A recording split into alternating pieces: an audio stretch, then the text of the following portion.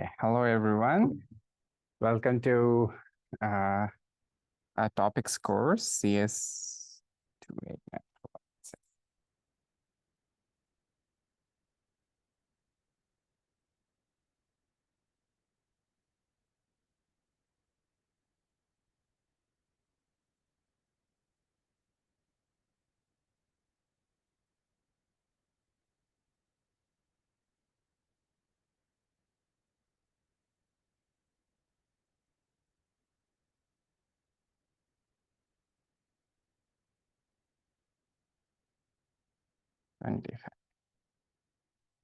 Okay, so what my goal for the class is to pick roughly 5 papers or maybe 4, depending on how deep we go into each topic, and we'll first learn the main results in the papers, but also part of the reason we'll pick these specific papers is that they'll give us an excuse to learn about some sort of technique or broader theme within theoretical computer science. Okay. And because this is a topics class, there's some unifying things, but not consistently throughout. We'll cover a broad range. We'll cover complexity, we'll cover algorithms, we'll cover some probability, some combinatorics, and things like that. Okay. And just, so let's say today my goal is to kind of introduction to the first topic.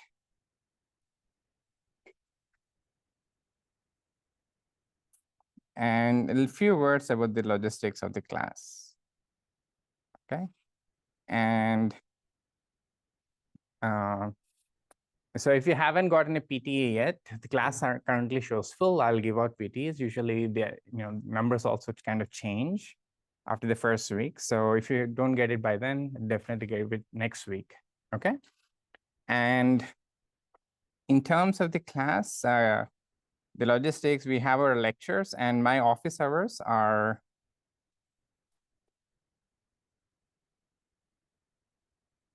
Wednesday 1 to 2. Okay. And this is in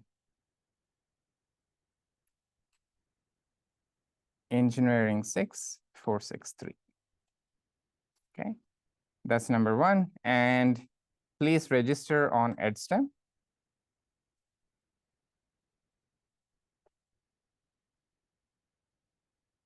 If you go to the class website, you'll find a link there which tells you how to register. Please do that. So I'll post the class videos, homework assignments and things like that over there, solutions to homeworks. And you can ask any questions and we can have discussions over there. Okay. So if you are not able to register, let me know by next class, and I can help you with that. And lastly, we'll have 3 take-home midterms. You can think of them as assignments or take-home midterms. Either way is fine. Each one is worth 30%. They're non-cumulative. They'll only cover a few lectures, a few topics, whatever they're meant to cover. And they're about 30% each, as I said. And the dates are up. So let's see. Yeah, actually, if you click on the website, you'll see all the details. So midterm 1 is January 30, due in 48 hours. Midterm 2, February 27, due in 48 hours, and so on. Okay, and we'll have class notes. We will use the Scribble Together. If you click on it, it will give you a live link of whatever is being written, so you can follow along. And you should register here. Okay. And class participation is 10%, and that just basically means that when you show up to class, interact, ask questions, that's what counts towards this 10%. You don't have to overthink it. Just come to the class. I think that'll be enough. Okay. And participate. All right. Any questions about the basic logistics? Okay. So one important thing is make sure that you kind of understand at least the questions in this assignment 0. And this gives you an idea of what kind of mathematical background that we need. Okay. And many of the things, even if you don't have the requisite background, you can pick it up. But knowing these concepts helps, or if you don't know them, kind of prepare ahead so that you can catch up better with the class. And you can also catch up with the last year's notes if you're in doubt. Okay. Any questions? Yeah?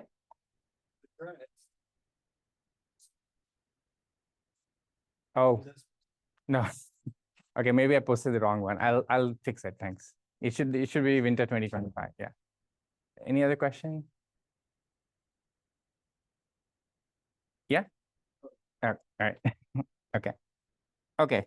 So let's get started with the class. And throughout, please keep asking as many questions as possible. As I said, we're going to dig deep into some topics which are pretty impressive, amazing results. Some of my favorites. And we'll also use this as an excuse to learn some deep stuff in theoretical computer science. Deep mainly in sense of how much impact they've had, not that they're complicated, but they've had a lot of impact. Okay. So the first topic that we're going to talk about is kind of hits two buckets. One is this fundamental question of space versus randomness. I'll tell you what that means. But if you want kind of a one-line summary, the first topic is going to address this trade-off that we face when designing algorithms. You want to optimize space versus you want to not use randomness in your algorithms. We'll see why this makes sense, why this is interesting, and what aspect of it is challenging in a little bit. And the other thing this will lead us to study is what's called spectral graph theory. And the first one is a specific problem that we will study and see how it kind of, some big progress was made on this around 20 years ago. And the second one is a broad area, spectral graph theory. It's a sub-area within theoretical computer science, kind of spans complexity, algorithms. It also shows up in numerical linear algebra and many other places. And its basic summary is that you want to study properties of graphs, connectivity, colorability, all kinds of questions about graphs, but using tools from analysis and linear algebra. It's kind of fascinating that you can answer all of these combinatorial things, or at least study them using properties of matrices. Spectral just means that you're going to look at the spectrum, eigenvalues, etc., of matrices, and use that as a leverage to study properties of graphs. Okay, and we'll see how these two connect as we go along.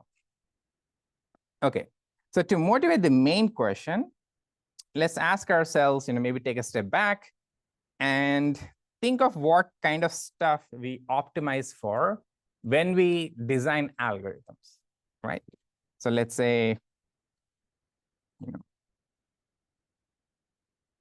what do we optimize for?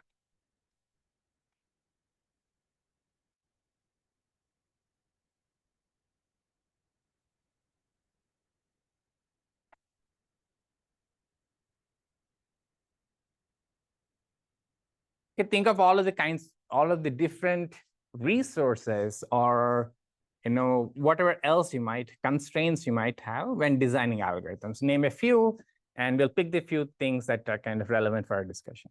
But it's good to kind of get a taxonomy out. Any suggestions? What kind of things do you optimize for? Yeah.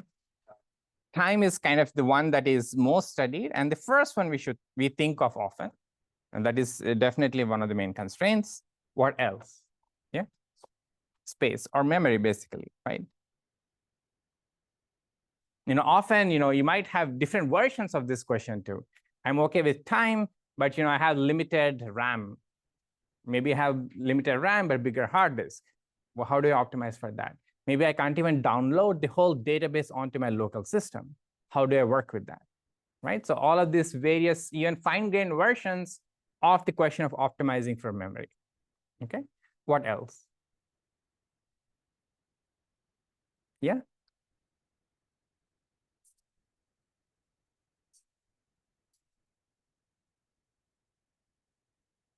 Okay, so let's say, let me think. I think you're basically asking for some kind of obliviousness, right? So that's a constraint that we impose because of other considerations, right? Or you can say this is like fairness, maybe. You can view it both ways, right? You're serving different vendors, you're a client server, then you want to make sure that everyone kind of takes the same amount of, gets the same preference or same amount of time that their job takes. Okay, what else? Random bits is one. So we'll get to that. So what about randomness, right? So we often think of algorithms, which when we think of algorithms, we take random bits for granted. You're probably using hash tables or dictionaries left and right in any algorithm that you have, right? Now, if you've done any programming like this, what are some issues that you face if you want to program in these environments? If a lot of random bits, you're using the hash tables everywhere, what happens sometimes? Yeah. You're not guaranteed. So that's one disadvantage. What else can happen? It's also, think about debugging stuff. It gets harder to debug randomized algorithms, right? You have this issue of replication. The typical fix that you do when you're facing with these issues, okay, I'm going to fix the seed at the beginning so that I can get replicable errors and then maybe use that to find my bugs and so on. Okay. And also in some systems,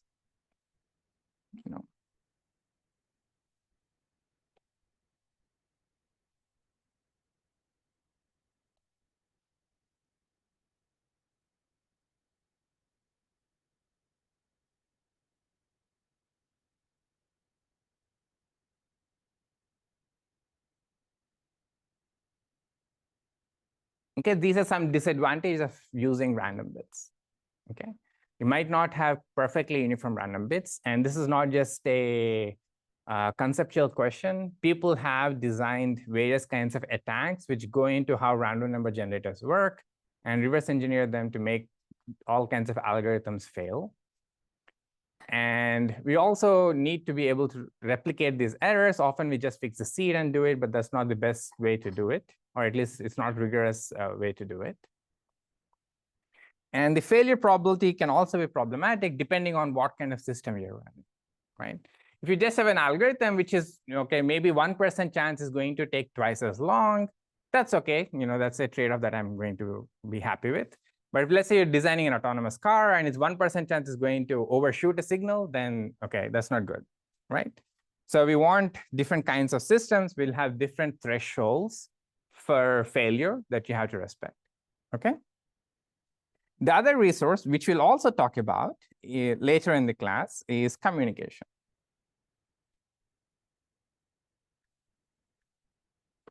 Okay, so time, memory, random bits, consistency, all of these things are kind of resources when we think of the input being present with one person or one machine, right? But increasingly, communication is also a bigger bottleneck than even internal memory or stuff, right? Our machines are very powerful, but let's say you have to interact with some database stored somewhere else, then you want to minimize the amount of interaction you want to take, okay?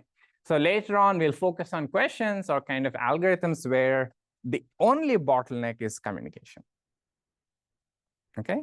So you can focus on situations where the main bottleneck is time, main bottleneck is memory, main bottleneck is not to have randomness, main bottleneck is to have this, and various combinations of this.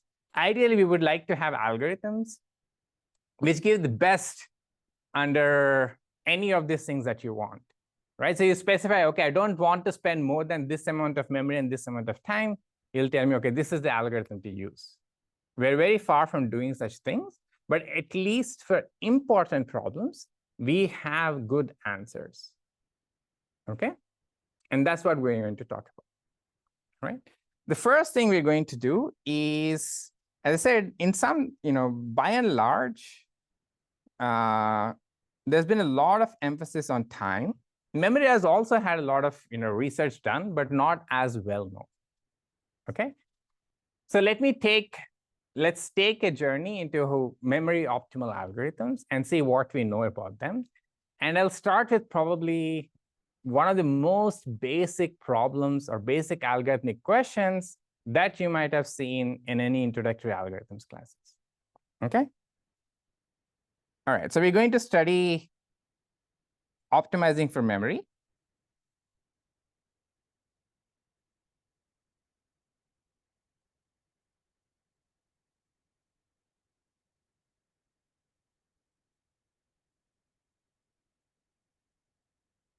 Okay, but first, before talking about memory efficient algorithms, when we think of memory, how should we count?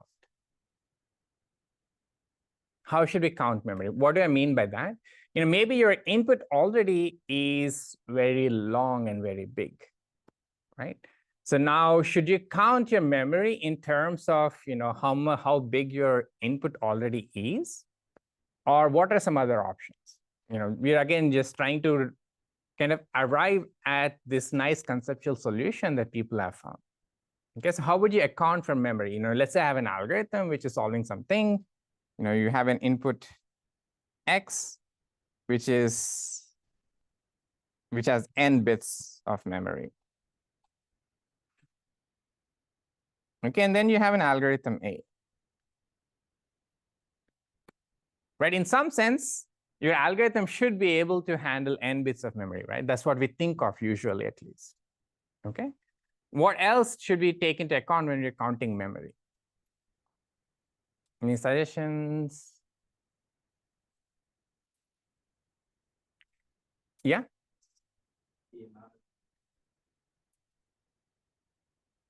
Yeah, the reason we do that is, in some sense, even though you have this n bits of memory, we don't often have read-write access to it. Some algorithms, especially when you're running local algorithms, you do take into account that, okay, I can override this and so on.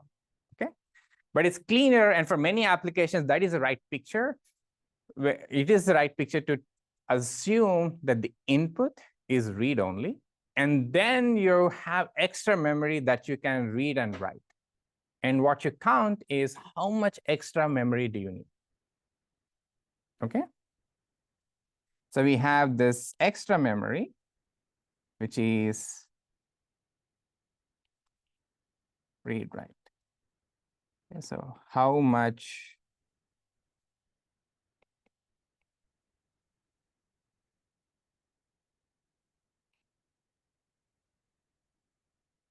do you need? You can allow for the input also to be read and write, and it doesn't buy you much, as I said. And in some applications, you should not assume it's read and write. Okay, does that make sense? So let's say this is how our memory is. There is an input, which you can read wherever you want, but you will have more control on some additional memory, like RAM memory, that you're really trying to optimize. Okay? Now, that's a very kind of rudimentary definition of what memory means and what we're trying to optimize. But let's think of some maybe algorithms to look at. Okay, so what are the first algorithms you might have seen in, like, let's say your first algorithms class, like CS 180, or maybe even 31 and 32? Name the first few, and then we'll see if you can find the one that I'm looking at. What did you start out with in 180? Yeah. Okay, you got it in the first try. Okay, so we're going to go back to these first questions that you might have seen in algorithms class. We studied them extensively back then, but from the lens of time, right? We know exactly how much time those algorithms take, but let's say my lens is not to optimize for time, but I'm looking to optimize for memory. What can we say about this basic algorithm from basic problem that has been around for almost 60 or 70 years now? Okay. And we talk about depth first search and breadth first search as, wow, the color is so bad.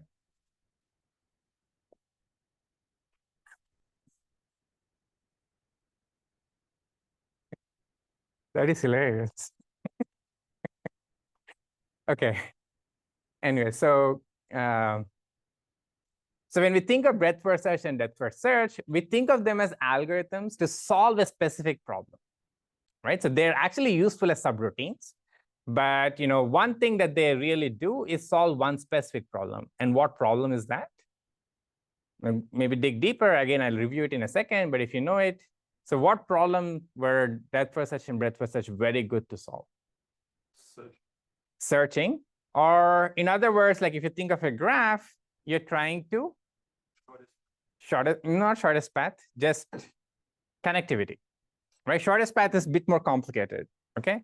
We're just trying to say if, okay, I have a graph, I have two vertices, are they connected or not? Okay, so I'll call this the ST connectivity problem. Why is it called ST connectivity problem? That's a historic name. I think S and T are supposed to be the two vertices.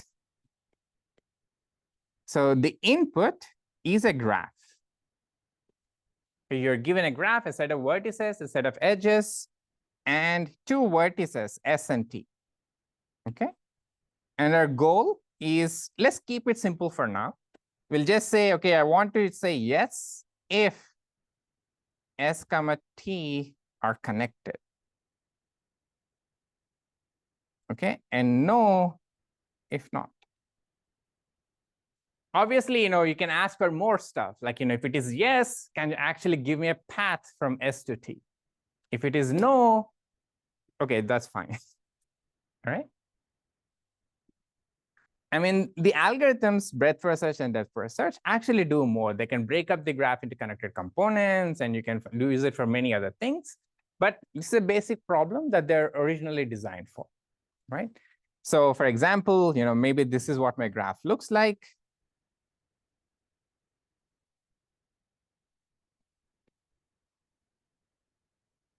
Okay, and maybe this is my vertex S, and this is my vertex T. Blue has become purple. I think they're missing some color. I forget. We should figure out what color it's missing.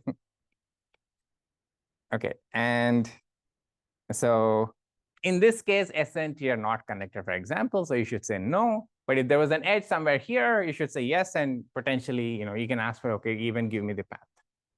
Okay. And as you pointed out already, we kind of know this is somewhat of an easy problem in that we know how to solve them, at least when you talk about time optimality, right? So the algorithms that you might have seen are breadth first search, BFS, or depth first search, DFS. Okay. They're also search algorithms because you can think of it as like, I'm starting at S and I want to search for T among the things that I'm connected to. Okay. All right. So before talking about, what's good about these algorithms and what is not good, let's standardize how the input is given to us, right? So right now, I just said the input is given as a graph. You have a set of vertices and edges. How is it actually given to you? Okay. So how is the graph representation?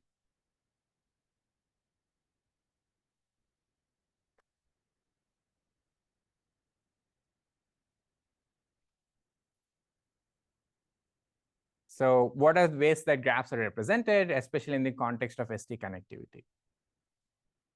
Go ahead, give me some suggestions, and then we'll refine them as we go along. Yeah. Adjacency matrix is one. What else?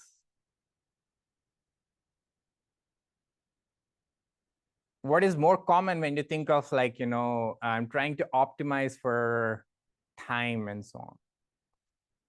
The graph has a few edges. Adjacency matrix is somewhat wasteful representation, right?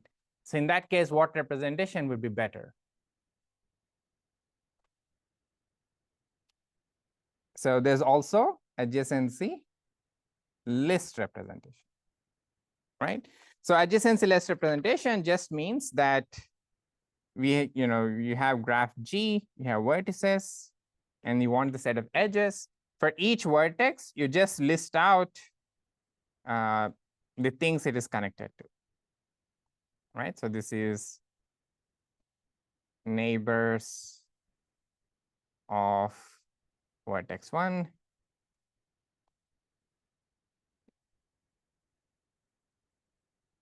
neighbors of vertex 2, and so on, right? And typically, all of this is itself given as a extra list. Okay. This is the adjacency list representation.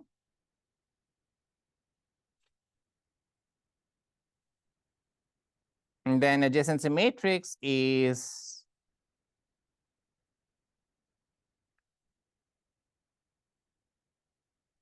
if you have n vertices, you imagine there being n rows and n columns, right?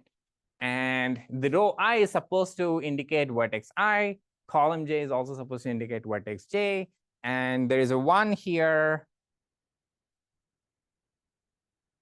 if I comma j are connected.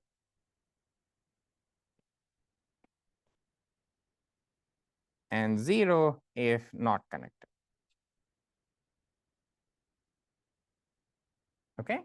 So the exact representation doesn't quite matter for the discussion that we're going to have, but it's good to think of at least one of them for kind of putting it in context. Okay. Any questions about this? All right.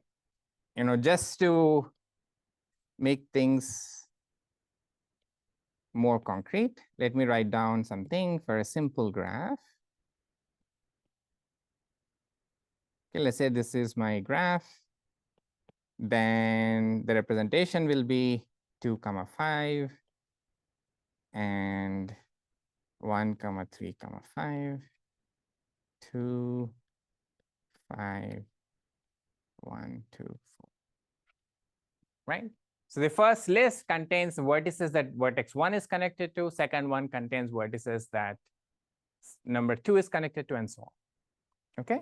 And they can also represent it as equivalently as a 5 by 5 matrix. Okay, so 1, 2, 3, 4, 5.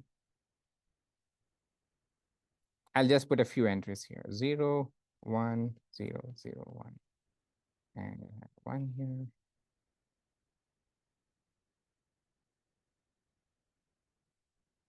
Okay. All right. So imagine you're given a graph, either in the adjacency list representation or adjacency matrix representation.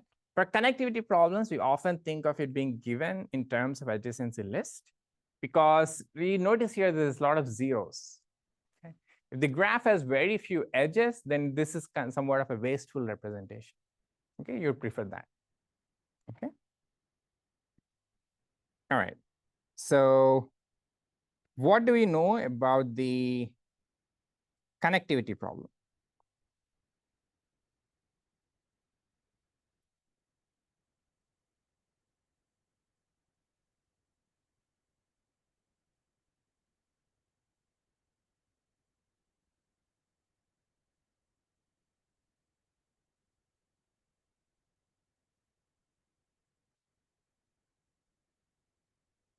Okay, so we know that the ST connectivity can be solved by using breadth first search or depth first search. Breadth first search just means that you start with your vertex S, look at all of its neighbors, mark them as some things that you can reach.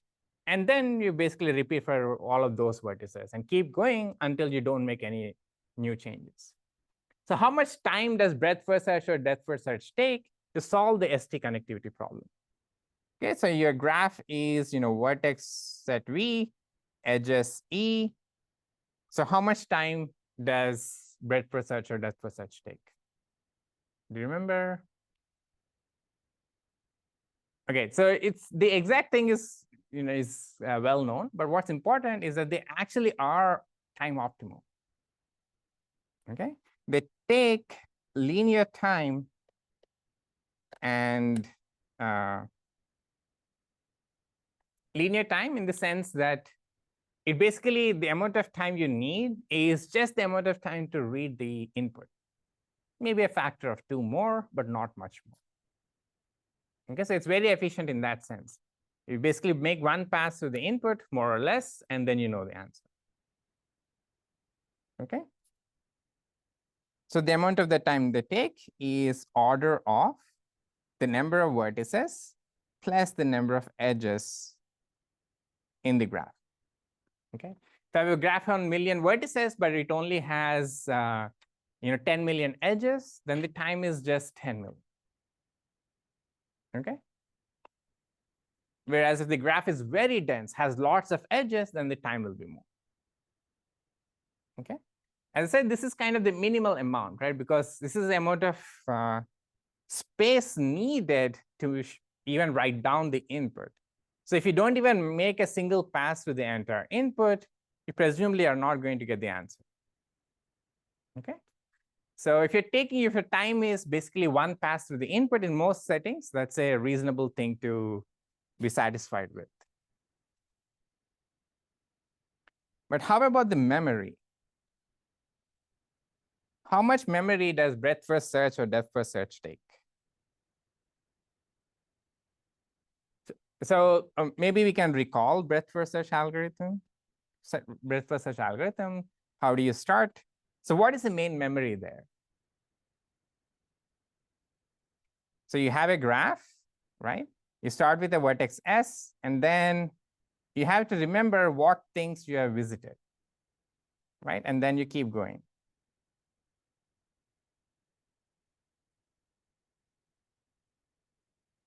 Okay. You kind of grow this tree slowly until you don't make any new changes, or you see the vertex T, in which case you say, this is connected. Okay. But if you try and implement this, my claim is that you actually need plenty of extra memory. Where does that memory go into? Any sessions? Take a guess. We'll see. Yeah. Storing like which nodes you're reaching.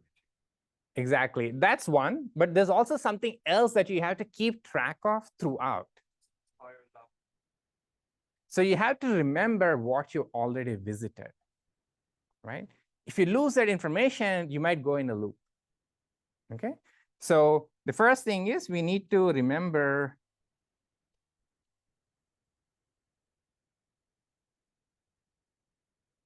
what vertex we are branching from. Right? You can think of it a little bit recursively. I branched a little bit. Now I'm exploring this neighborhood, and then I'll explore the next one, and so on. Okay. But a more critical kind of thing that we have to store, and there's no easy way to get around this, is to remember which nodes have been visited.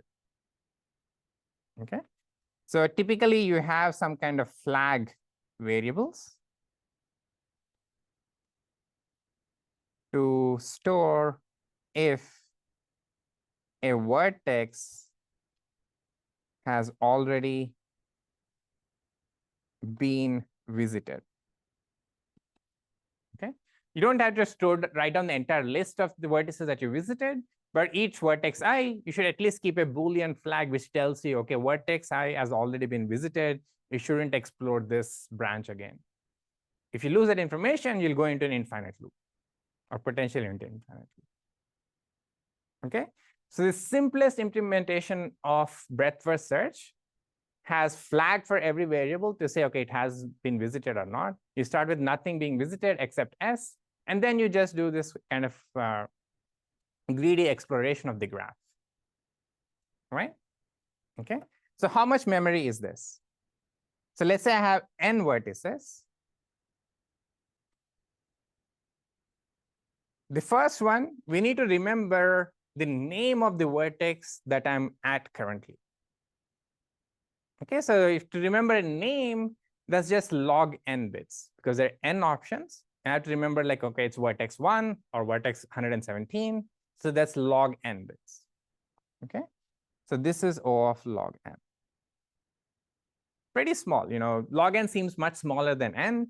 If you think of n as being like a million, log n is very small.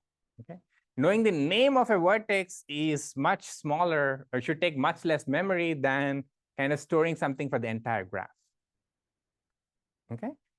And but the storing a flag for every vertex, that takes a lot of memory, right? That basically takes n bits.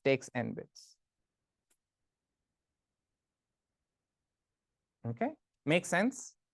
So we are going back to kind of the first or maybe the second or third algorithm that you might have seen, and just taking a fresh look at how it's using the different resources. Time-wise, it's doing very well, almost as good as just making one pass through the input, which is basically necessary, right? If you don't see parts of the input, you probably won't get the right answer. But memory-wise, it's taking n bits, n log n. Okay, so if you go back here, and you can actually make this proper, it's O of v bits extra.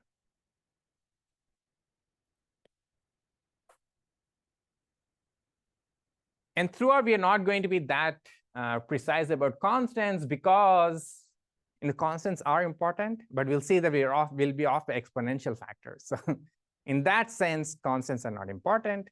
If you figure out those things first, like whether it's log or something else, then you can think about constants. Okay. Does this make sense? Breadth first search, even depth first search, also you have to keep track of the flags. Kind of implicitly shows up in the stack. Your stack that you store things on, that becomes long. So you have to store that whole thing. Okay. Any questions so far? Okay. Now, there's an obvious question staring at us when we look at these two things. What's the obvious question? For time, it seems like you cannot do much better, right? Because you have to make a pass through the input. But for memory, it's not clear that you need n bits of memory. Why would you need that? Maybe there is some clever way where you don't need to store too much more extra memory, right? So going back to breadth first search or whatever problem that was solving, let's ask the same thing. Is there a more memory efficient version?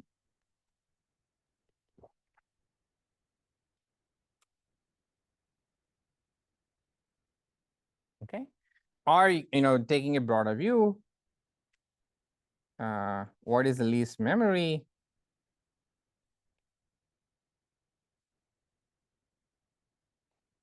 To solve the ST connectivity problem.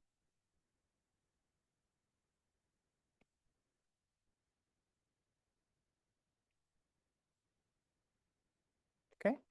So I want to solve the ST connectivity problem, but I also want to pay some attention to how much memory I'm using. Not just time, I also want to pay some attention to memory. And since we're trying to pay attention to memory, we seems to be like, breadth first search is taking n bits of memory, right? As a first step, let's ignore time completely in some sense. And let's say my main resource that I want to optimize is memory. Okay. And we'll see why that might be interesting in some applications. But from a theoretical standpoint, again, as I said, we will identify different sort of directions that we would like to optimize. And when we don't know anything, we'll just ignore one direction to at least get some sense of what we can solve, right? Ideally, I would like to get linear time and as small a memory as possible. But right now, n bits seems to be the best I can do. So let's forget time for now and see if we can come with anything which is better than this memory. And then maybe we can try and put the two together. Okay, makes sense? So what's the best memory efficient algorithm for ST connectivity? Or, is there a clever version of breadth first search which doesn't have to store all these flags? I'm willing to lose something on time, maybe instead of n squared, n to the 10, whatever it is. What can you say? Anything in memory? Yeah. We will get to that in a second, but it's quite non-trivial even to get there. We'll talk about that in a second. Okay. But there's some, besides this kind of, natural sort of question staring at us, that this is a basic question. If we want to optimize memory, it's not clear what is possible or what we can even do. Okay. There's also there are also settings where this sort of resource constraints actually shows up in practice. Okay.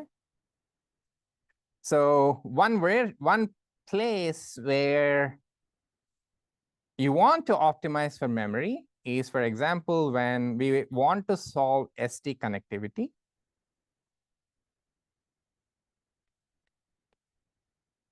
When we cannot even store the graph.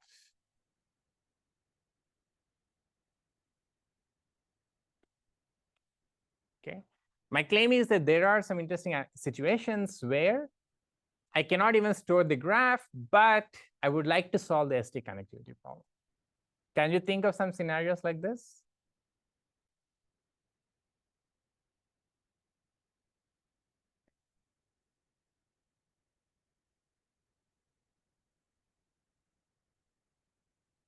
Well, you want to take a guess? Yeah.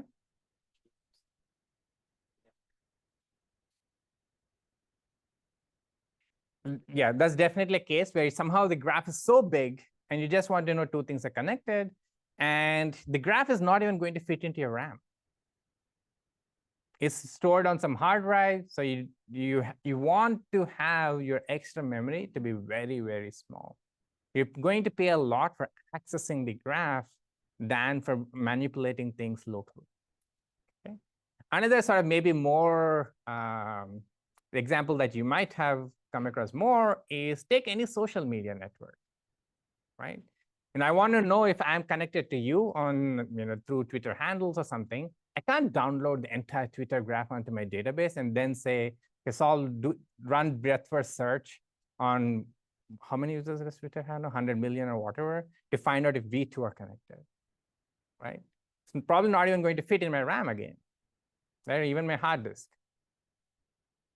So how do I solve this connectivity problem for these huge graphs? When, like, for example,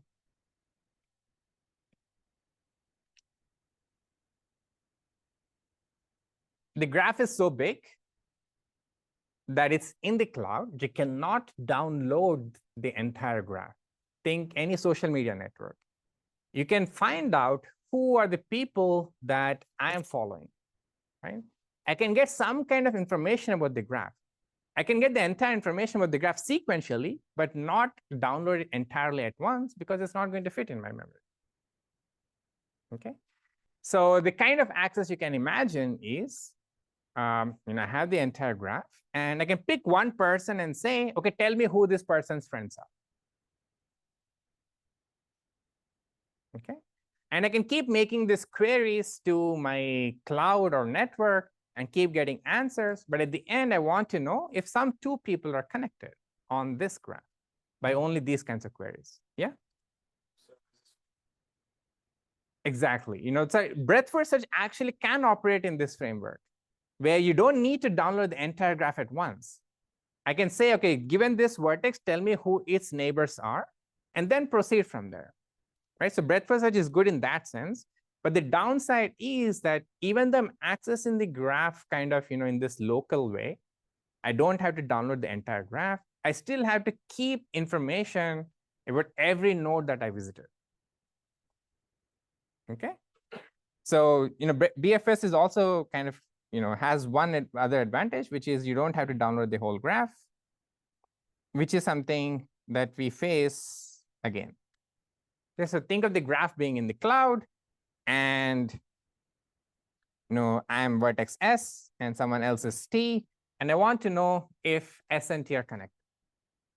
Okay. To know the names of the people is very easy, right? You just store the names. But downloading the whole graph is going to be very complicated. Okay.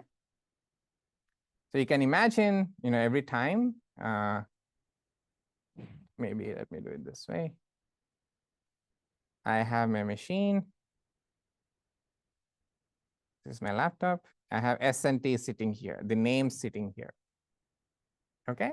And I can make a query. Tell me who are SS neighbors. I get an answer, and then maybe I make another request. Tell me who are, maybe ICE neighbors and so on. Okay. So just imagine, again, this is like a way to make us think about memory optimality. You don't have to picture it only in this framework. You can either say, okay, I have the entire graph at my disposal, but I have small extra memory. Or say, okay, the graph is in the cloud. I can only access it by making queries like, okay, tell me who this person's neighbors are. But at the end of the day, I want to solve ST connectivity problem. Okay.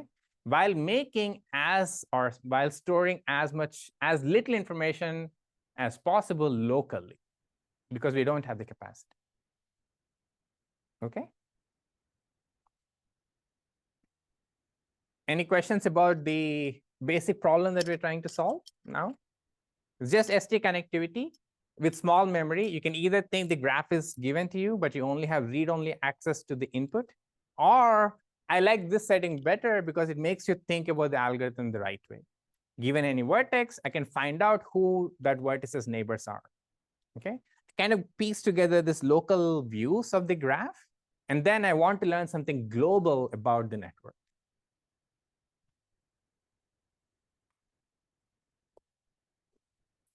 All right.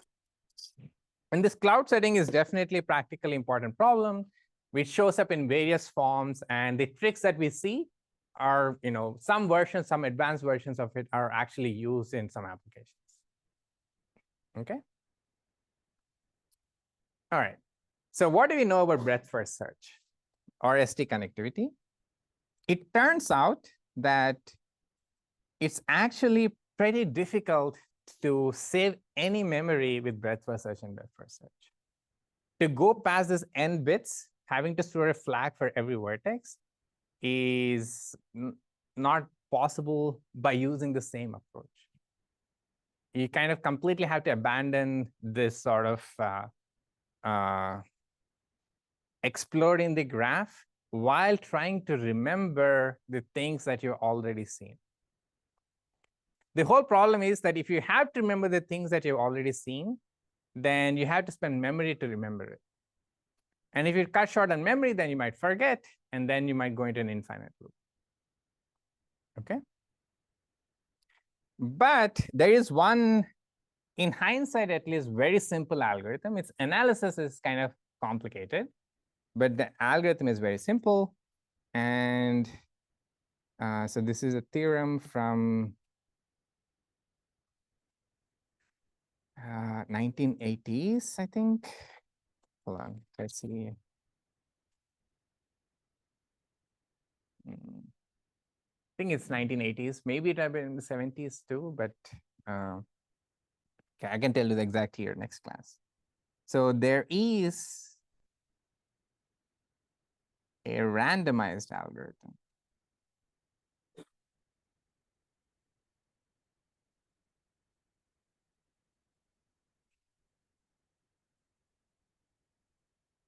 With how much memory does it need? I think just, okay.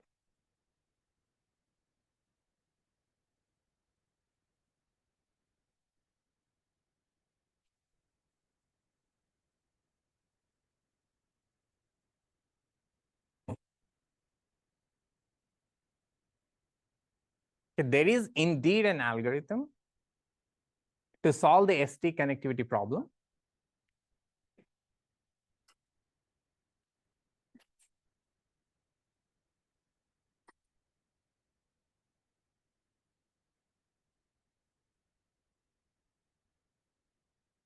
Okay, and it only takes 5 times log V amount of extra memory. Okay, that's dramatic savings, right? So when you think of your graph being 100 million nodes, this is going to be huge. Okay, if you ran breadth first search, you had to have memory which was 100 million bits, but now you only need 5 times log of that, which is very small. Okay, yeah.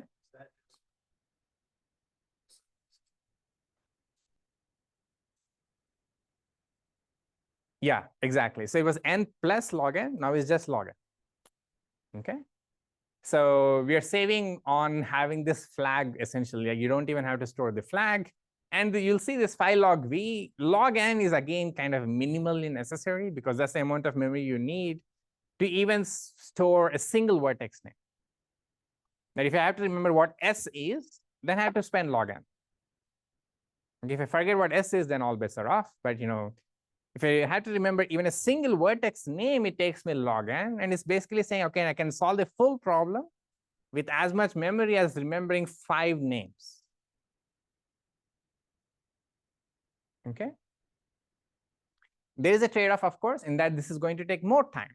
It's not going to be linear time. It's going to be something like, I think the best known is maybe O of n cubed.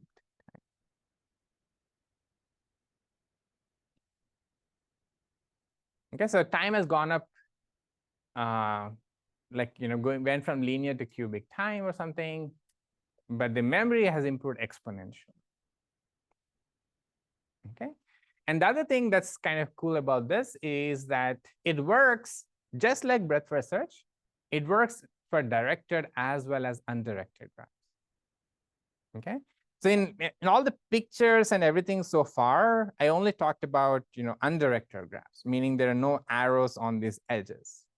Okay, but you can easily imagine situations where your graph is directed. For example, if you take a social media network and you have the following versus follower kind of thing, that's a directed graph. Okay, and you can still ask the same ST connectivity question on directed graphs. Breadth first search, depth first search can also solve it on those graphs. Same time, same memory. So the memory is bad again. Okay, but this randomized algorithm also works on directed and undirected graphs.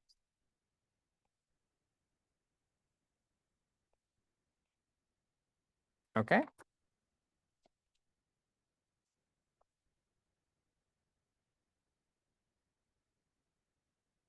All right. So this is for randomized algorithms. As I said, one other thing that an important resource when we think of optimizing resources and designing algorithms is randomness. When we can avoid it, we prefer not to use randomness, right? Breadth first search and depth first search, they're deterministic algorithms. You run them, every time you get the same answer. There's no sort of variability or anything in it, okay? Whereas the algorithm that gets this 5 log v is randomized, okay? And so it makes sense to ask for a deterministic algorithm, and you'll also see why it's actually much more important than it seems in a second. But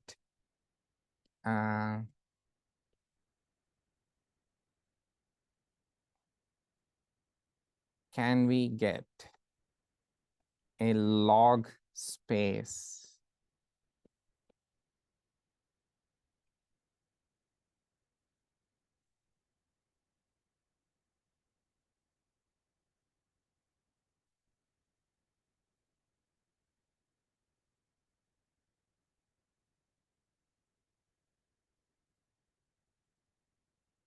Can we get a log space algorithm for ST connectivity without randomness?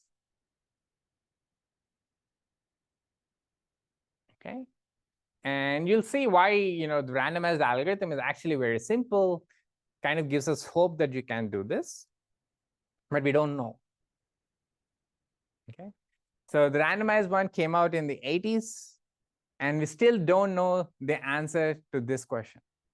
Is there a deterministic algorithm which gives you, which only uses log space for ST connectivity? Okay, so going back to breadth first search, we're asking, you have breadth first search, which is time optimal. What is the memory optimal version of it? We don't know. It's still an open problem. Okay, and that's what we're going to focus on for the first 3 or 4 lectures. Okay, so what do we know about this? This was a big open problem for a long time, and there were partial progress on it. In 2005, there was tremendous progress on it, and this was due to Omer Reingold. We showed that ST connectivity on undirected graphs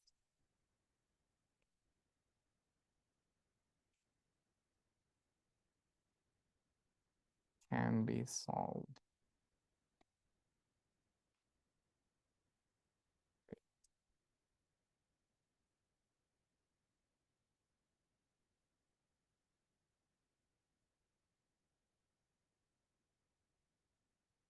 Okay, so he showed that the ST connectivity problem on undirected graphs can be solved with O of log n bits of extra memory.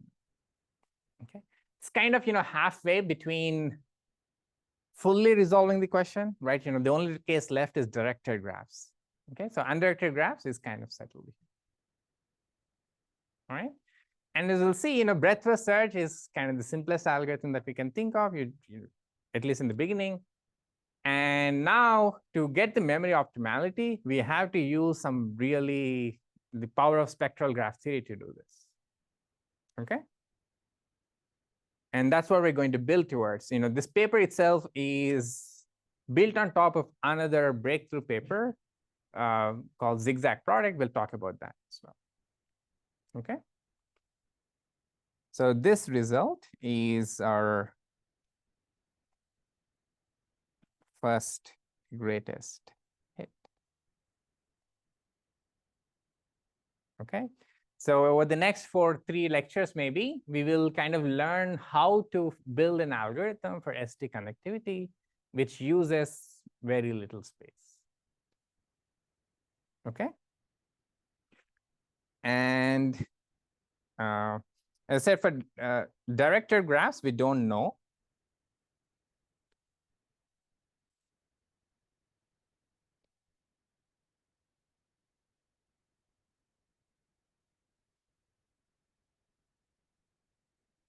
We don't know how to get log n. And the best we know is that there is an algorithm which gets log v to the 1.4.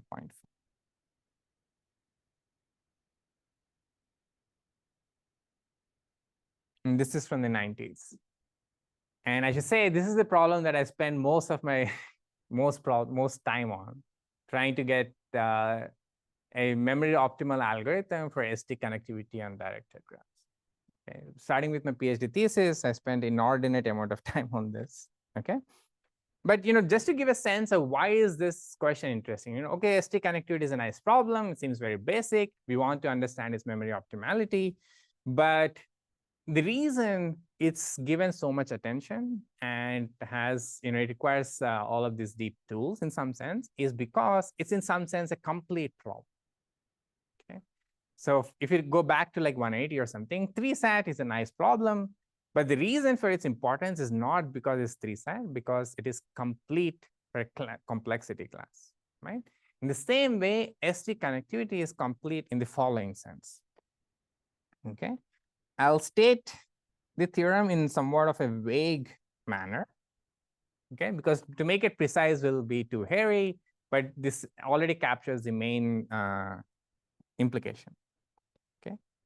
So let me write it this way. So if directed ST connectivity can be solved with O of log n bits of memory and no randomness. We know how to do this with randomness already. Okay.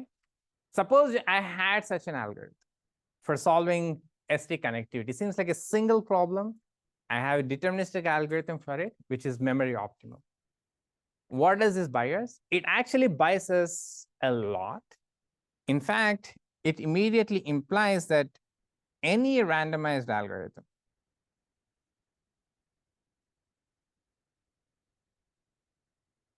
it doesn't have to be for ST connectivity now. Any randomized algorithm, no matter what problem you're solving, can be made deterministic.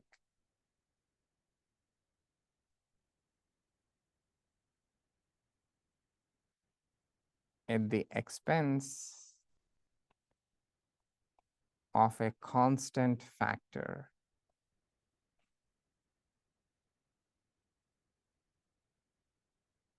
Increase in memory. Okay, so that's the reason why it's very powerful. So what is this saying? It's saying, if you give me an algorithm for this one specific problem for ST connectivity, which is memory optimum, then I'll give you a black box way to convert any randomized algorithm to a deterministic algorithm. Remove randomness completely. What do I pay for it? You know, if you were using some amount of memory, now you might use 2 times that amount of memory or 3 times that amount. So in terms of trade-offs between resources, it's saying randomness can be gotten rid of if you give me constant factor more memory. Okay. So as a meta theorem, this is very powerful because it's not about a single algorithm now, about any algorithm. Does the statement make sense, and why it's kind of why this problem is so important? Because if I can do this, you get the whole class. Okay. Any questions about the statement? Yeah.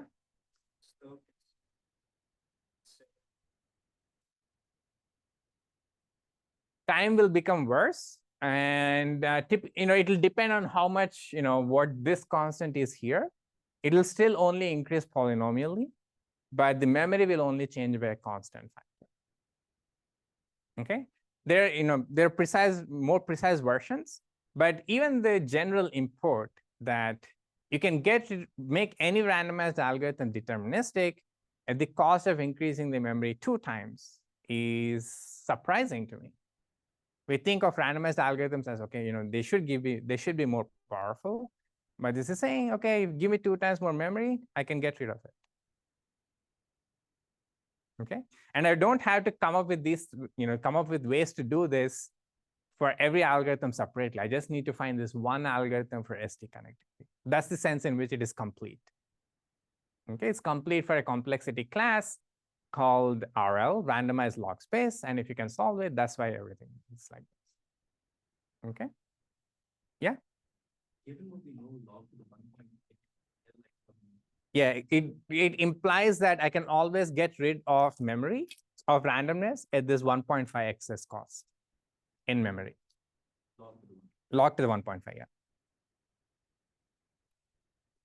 I should say one important difference in memory and time is n squared versus n cubed is often not seen as such a big gap in time, but in memory, that's a big gap. One particular reason that's a big gap is often when you only talk about memory, you should think of memory as like log of time. That's the right trade-off that we want. The extra memory should be log of the amount of time that you're taking. So if you lose a polynomial factor in the log, you're losing a lot in the actual running time. Okay, so that's something to be careful about. And that's why memory, we are more interested in like log versus log to the 1.5 and so on. Whereas time, it's okay to have n to the n to the 1.5. The right sort of analogous gap would be n versus like 2 to the n. Something like that. Okay, or 2 to the log squared n. Any other questions about this theorem or what we're trying to do? Okay, I said, we don't know how to do step 1 here. Okay, that's still open. But it's one of the most important open questions, mainly because it closes this gap in our understanding between randomized versus randomness versus space. Okay, so we are interested in specific questions often in theoretical computer science, but the specific questions that are most interesting are those that tell you something much more generic, right? ST connectivity is a specific problem, but if you find an algorithm for that, you know something about a whole bunch of other problems. Same thing for 3-SAT. That's the reason why it's so important. Because you solve this one problem, you get everything else. Okay? So we know how to do this for undirected, but not for directed. That's one. That's okay. Okay? And I should say maybe, I think in 2005, people were, very optimistic about trying to push this to director graphs. But now we kind of understand what are the main challenges, but there's still, there's progress being made on this problem. Okay. Any other questions? All right. So I should say, this is stated without proof. Okay. And let's take a 5-minute break. And when we come back, we'll start talking about how to get this, how this result works. Okay, this is our main focus, and that's what we'll talk about. Okay, so let's take a short 5-minute break.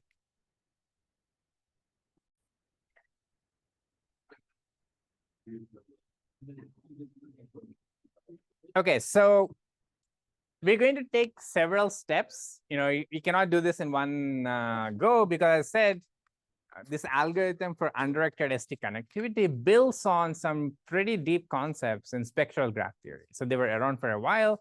And I say it's also a very good excuse to learn this fascinating connection between linear algebra and graph theory. Because there are two areas which you don't think of as connected, except for having a matrix in both of them.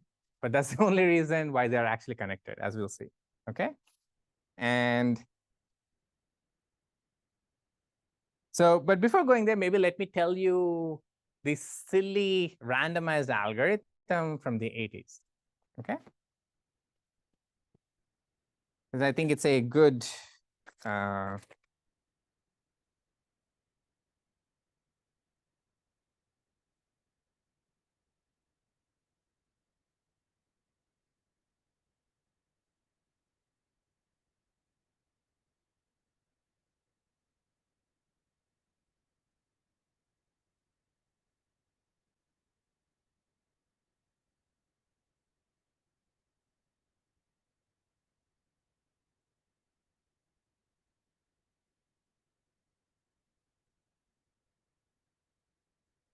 So in some sense, the randomized algorithm for connectivity is even simpler than breadth first search, and probably, I don't want to, offend the people who came up with it, but I'm sure they would also agree, the naivest algorithm you can think of. Of course, proving it works is a different story, but what's the naivest algorithm you can think of, right? So I'm this Twitter huge network. I want to know if I'm connected to somebody else. What's the naivest algorithm you can think of? There's a right way to be naive, so it's okay. So imagine I go to the cloud and say, okay, who am I connected to? They say, okay, 10 people. Those are my 10 sort of followers. Now I have to proceed in some way, right? I want to pick one of these people and then check, okay, who are they connected to? And hope maybe they are immediately connected to the person I'm targeting, right? I'm taking some kind of guesswork here. So you don't know much about the things. So what would you do then? Select at random. There you go. You solve the problem. Okay, so that's the algorithm, right? So as I said, it seems kind of very counterintuitive that this has any scope, but we'll see it actually works. And not see, but at least state works. Okay, so I'm going to start with set my current vertex as S, and target is always going to be T. Okay, and I'll also have a counter for how many times I've done this. I'll start with steps equals 0, and while steps is less than something. We're just going to do a completely random exploration on the graph, meaning I'm standing at a vertex, I'll look at all of my neighbors, jump to a random neighbor, okay? And then look at that vertex, look at all of that vertices neighbors, jump to a random neighbor. Kind of complete random exploration, but with a time cap, okay? I'll do this for some number of steps. If I haven't succeeded by then, I give up and say the answer is no. Okay, so that's the algorithm. So you say, you set current vertex to be a random neighbor of my current state. Okay, so you can see it also fits into this nice sort of Oracle interaction with the cloud, right? You can imagine the graph is in the cloud. I pick a person and say, okay, tell me who that person is connected to. Or even you don't even have to get the entire list. Just tell me a random person that this person is connected to. So very minimal interaction. And that's the entire algorithm. If current equals target,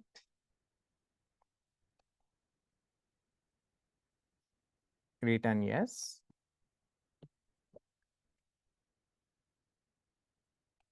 And if you don't find the target in a designated number of steps, we're just going to say no. Of course, there's a chance of failure here, right? We ran it for some number of steps. We didn't find it. Doesn't mean it's impossible to reach the vertex T. It's just that in our random exploration, we did not find it. Okay. So there's no care at all involved in this algorithm. There's no flags. There's no kind of even complicated look at the graph. You're just exploring it completely at random. Okay.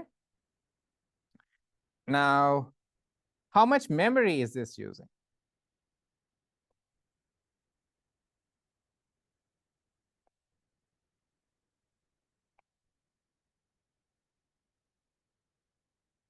How much memory is it using?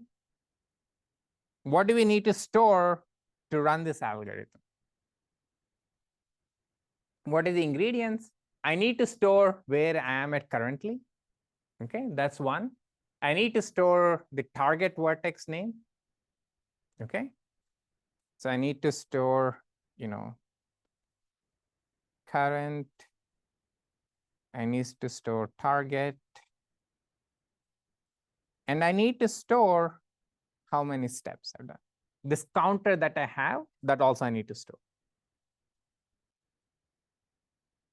Okay, those are the only three things that we need. And this takes log v bits of memory. This is log v bits of memory. And this is log t bits of memory. Right? Okay. So the total amount of memory is basically 2 times log v plus log t. Okay. So the whole question now becomes, how big does this t need to be to get any reasonable confidence of hitting the vertex t? Okay, it's called hitting the vertex t because we're doing this random exploration, and somehow I need to hit the vertex t if I'm connected to it. If I'm not connected to it, then I'm never going to touch it because I'm just doing this random exploration. But if I'm connected to it, how much can I, how many steps do I need before guaranteeing that I'll reach it? Okay. And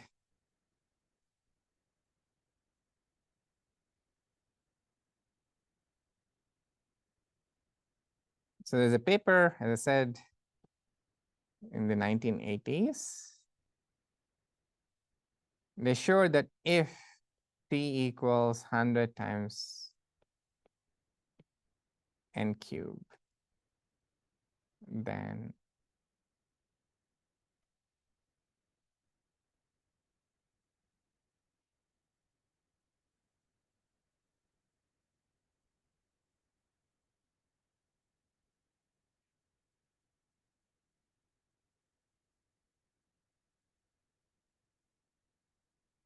okay. Yeah. So this algorithm never backtracks, right? Like, so you're It- only looking at the connections of people that you first picked. In some sense, it never backtracks, but on the other hand, it's not keeping track. So it could potentially come back. It could, just by random chance. right? I might pick one of my 10 followers, but that person is also following me along with 10 other people. There is a chance that that immediately points back. But kind of, it's somewhat unlikely, or at least unlikely to keep happening again and again, right? So that's kind of why this algorithm works. That's the intuition, but it still seems kind of crazy that it has a chance of even working, that too within this amount of memory. Okay, so it's saying, breadth first search, you have to explore the entire graph. That's going to take you n steps or something. Saying don't keep track of anything, just do random exploration, but cubically, like cubic time, you will visit every other vertex if you're connected to it, right? So if t is 100 log n cube, then this is just basically 5 times log v, right? That's where the 5 log v comes in. We have to store where I am at currently. I have to store the target, and that the other 3 log is just to keep track of this counter. I just need to count how many steps I've taken and when to decide to, when to bail out. Okay. And this 110 again can be improved by just repeating the algorithm. When I repeat the algorithm, I can reuse the space, so you don't even have to pay extra space. Okay. Does the algorithm make sense? I mean, this theorem proving that, with this 100 n cube thing, that is non-trivial. You have to show something about random walks and graphs. And, maybe the simplest way to do that is to do spectral graph theory, but there's also a combinatorial way to do it. Okay. So this is a way, this is to give you an indication of ST connectivity problem seems very complicated, but on the other hand, it's also easy if you're allow randomness. If you're not allow randomness, then it becomes very, very difficult. Okay. And I said, it's not just because it's difficult, but it's difficult for a reason. It's complete problem for an important class, right? So it gives you this very powerful implication. So it should, not be that easy to de-randomize. Okay. All right. So to get some sense into why, there's something counterintuitive to this algorithm, even, even after thinking about it for many years, right? So why does this actually work? Why are you guaranteed to reach even far away nodes if I'm doing random exploration? Okay. So to think about that or gain some intuition, and it's actually going to help design the deterministic algorithm. Let's think of some, what would be worst examples for this random exploration. What would be some bad examples? Yeah.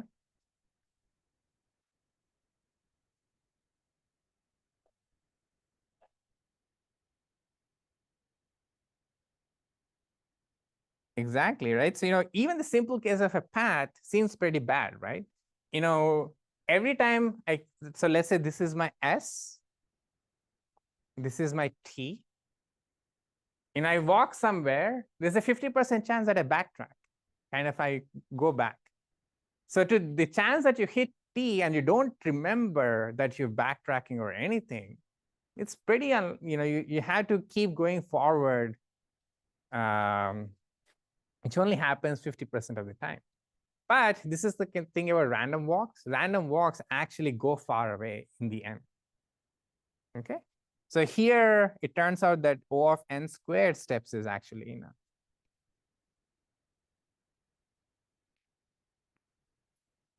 Okay.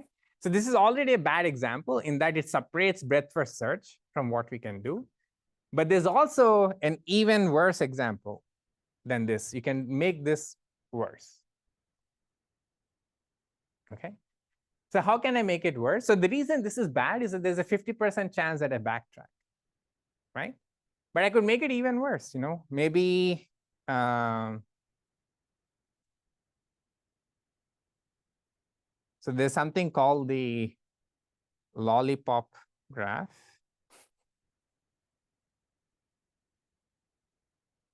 Hopefully the name makes sense. Just imagine that I have a huge number of vertices, which are all extremely well connected. Right? You have a complete, like a clique in here. It doesn't have to be, but just think of it that way.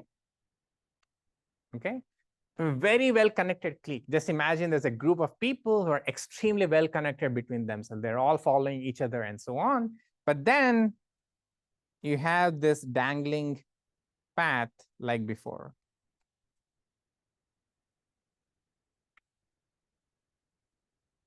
Okay. So now the problem is that if you go inside, my random walk will just keep, picking people from here, right? So I need to not pick this, go inside this clique. I need to venture out. I need to somehow explore outside this clique. But even after that, there's a 50% chance that I go back in, right? So, every time I go forward and I come back, if I ever come back here, it kind of completely resets. I had to escape this whole sort of black hole here and go up. Okay. So this is a graph where it actually takes O of n cubed. The n cubed is tight in this graph. All right. And another related example that people study is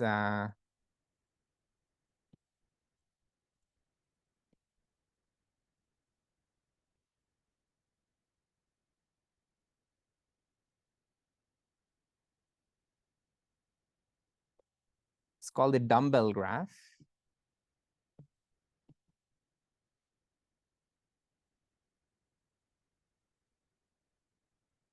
Where just imagine I put another clique here.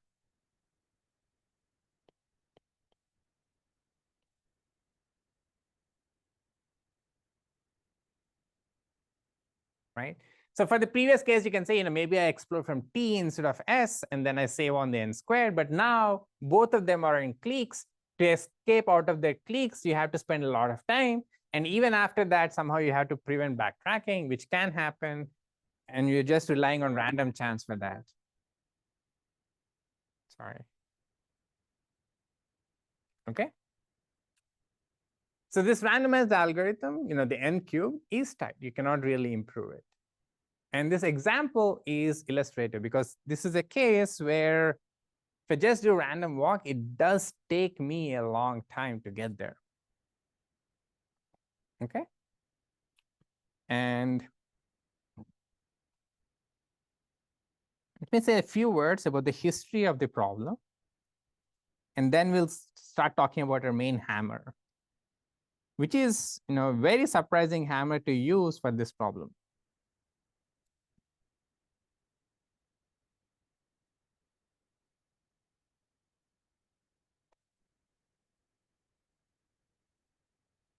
Okay, so we're going to prove this theorem, undirected ST connectivity is in log space. And this part I'm just going to abbreviate as UST-con for now. From now on, instead of writing undirected ST connectivity every time, I'm just going to say UST-con. And the first progress on this problem was made by Noam Nissan in 92. We showed that there is a space log squared n algorithm.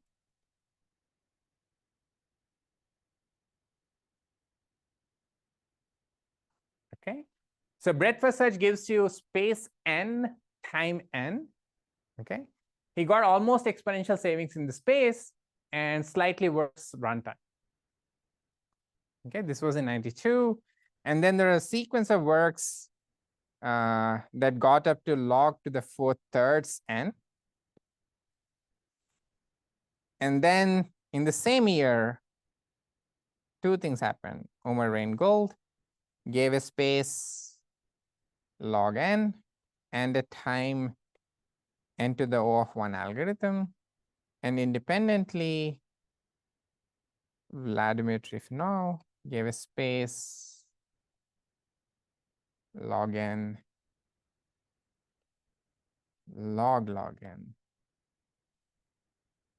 time n to the O of 1.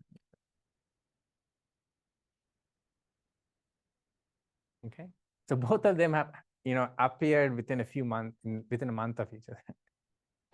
which is kind of very strange thing to happen. Okay. All right. So what is our tool for this? We are going to look at this approach because, as I said, it gives us a good excuse to learn this beautiful area of spectral graph theory. Okay. So even if you don't care about ST connectivity, the rest of the few things should make sense because we're going to learn this area which tells us a lot about graphs. Okay. And to kind of warm up to that area, first, I'm going to present some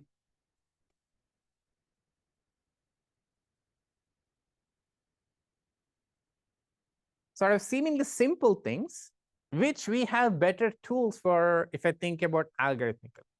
Okay. But we're going to take some more sort of maybe roundabout-ish ways to do this using matrices. Okay. But the win from doing this roundabout thing is that it will generalize and then allow us to do more powerful stuff. Okay. Okay. So where does the spectral graph theory really come in? So we have a graph.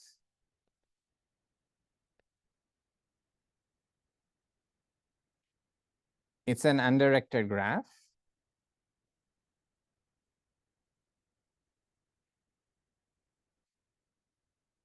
Okay. And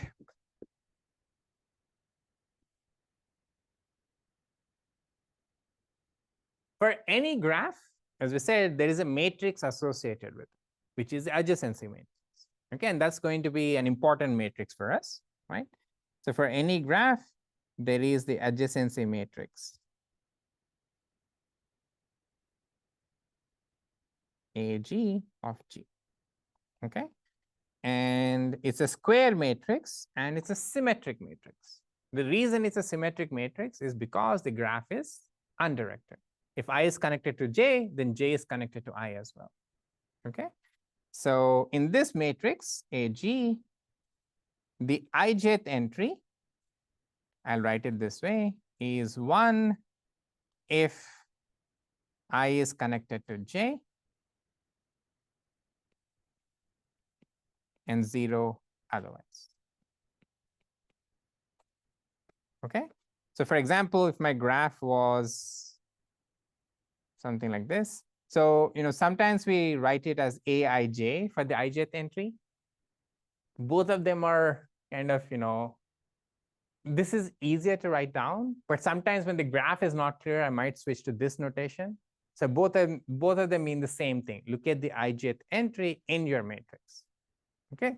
So if I'm switching between the two, it's because sometimes I want to highlight the graph, then I have a suffix already, so I don't want to have another suffix, but otherwise I'll just use Aij. Okay. So if this is my graph, then the matrix will be very simple. It's 1, 2, 3, 1, 2, 3, 0, 1, 1, 1, 0, 1, 1. Okay, so this is what the matrix would look like. Okay. And along with the adjacency matrix, there is also a different matrix that we look at called the normalized adjacency matrix. Okay.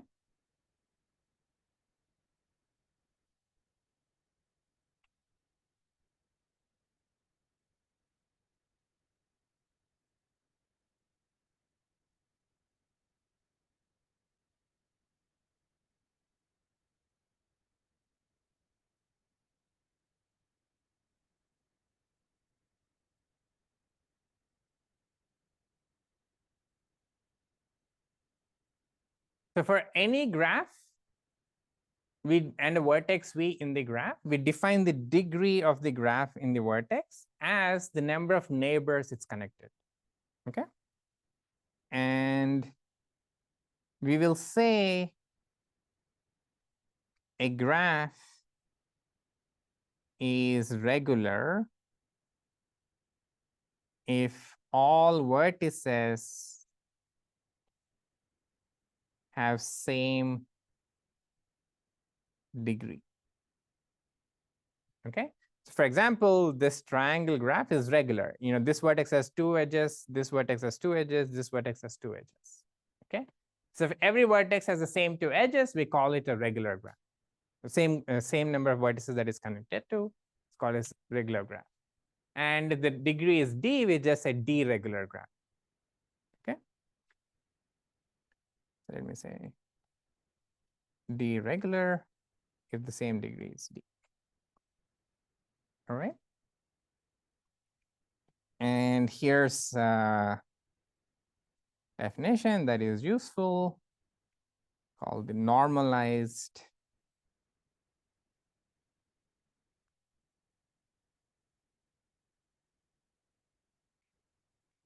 adjacency graph. And this is basically just a scaled version of the adjacency matrix. Okay. So there is also a definition for not regular graphs, but we are only going to deal with regular graphs. I'm only going to define it for regular graphs. So if G is regular and has degree D, then the normalized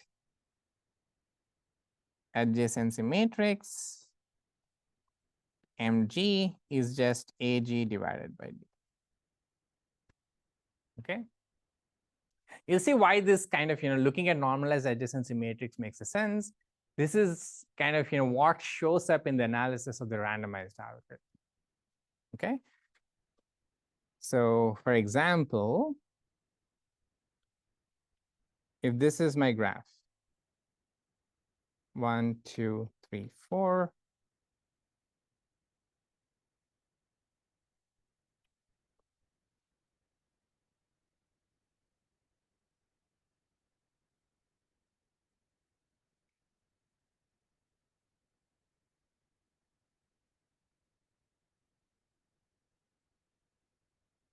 Okay, so you would divide by 2, so the entries would not just be 0 or 1, that'd be 0 or half. Okay, and the normalization kind of makes sense, at least intuitively, because somehow if I pick a random neighbor of 1, then the probability gets, you would choose 2 is a half. Probably you choose 4 is a half. So you kind of write it on the probabilities instead of whether or not it's connected. Okay. But the reason, the main reason we are doing that is that, by the next lecture, we're going to start comparing graphs. And we want to normalize things so that you can compare graphs which have different degrees in the same way. Okay.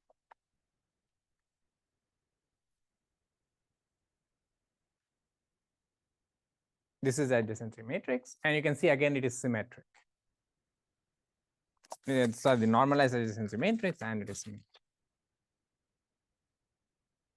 Okay. So what can we learn about graphs from their matrix representations? But in some sense, it's a complete representation, right? If you give me the matrix, I know the graph exactly. So whatever I could do before, I could also do now, right? So what does the matrix thing give you? The advantage, or the kind of the surprising thing that you get out of matrices, is you build this matrix, forget it's coming from a graph. But once you have matrices, there are other things that we study when you talk about matrices. They kind of don't make much intuitive sense if you go back to the graph world until you dig deep, but they definitely make sense for matrices. Okay. So if you have a symmetric matrix, what are the kind of things that you deal with? In your linear algebra class, you have matrices. What are this kind of stuff that you talk about? Properties, attributes, things that you want to compute about matrices, and so on. Just name me a few, and we'll see. I'll tell you if they're actually relevant to graphs or not, and some of them we'll actually look at. Forget they're coming from graphs, just matrices. What are stuff that you see or talk about? Yeah. Eigenvectors, okay. Eigenvectors of graphs doesn't quite make much sense, right? But matrices, that's like, one of the first things that we want to know. What are its eigenvectors? What else? Sorry? Yeah, rank. What else? Determinant. You have eigenvalues too. I mean, kind of related to eigenvectors, but even just eigenvalues. Yeah. Invertibility.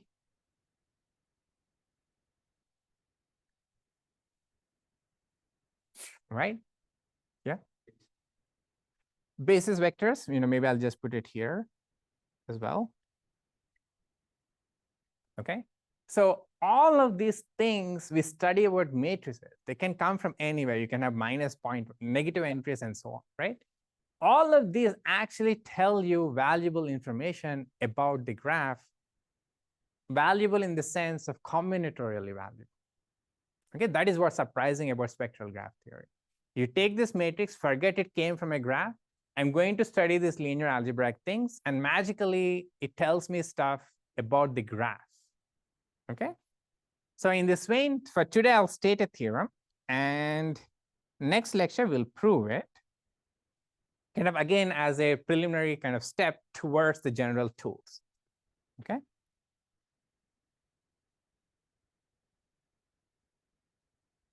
If G is regular, okay, then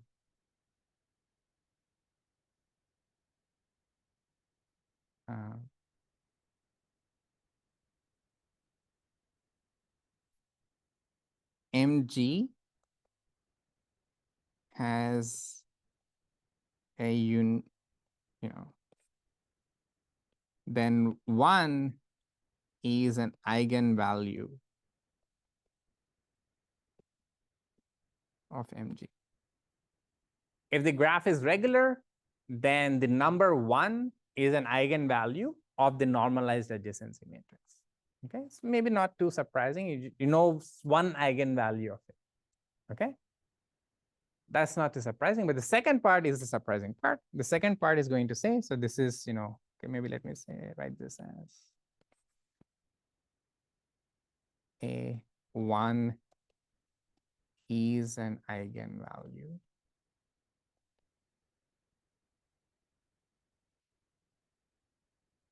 One has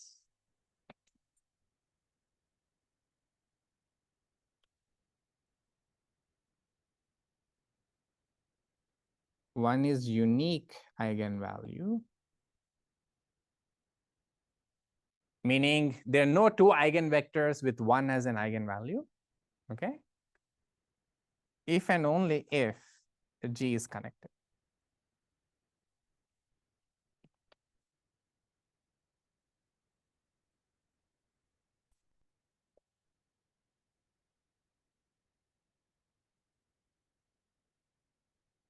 Okay, with eigenvalue 1, maybe actually I had to worry a little bit about the sign, so let me write it properly.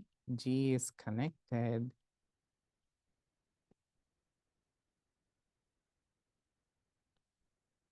if and only if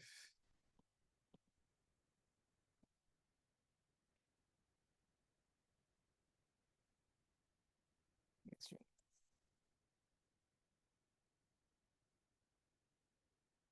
Okay, so now you're going backwards, right? So looking at the eigenvalues of the normalized adjacency matrix, I can tell you whether or not the graph is connected.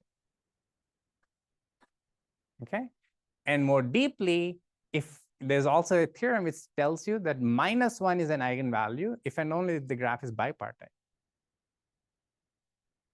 Okay, so you get all of these conclusions about combinatorial properties of the graph. Graph is connected, it's something that doesn't seem to have anything to do with eigenvalues. But we'll see that indeed does. And it actually gives us our first sort of lever to get connectivity out. Okay. All right, so we'll start with this theorem in the next this lemma, and see how we can actually use it for more complicated things later on. Okay? All right. I'll see you all on Wednesday.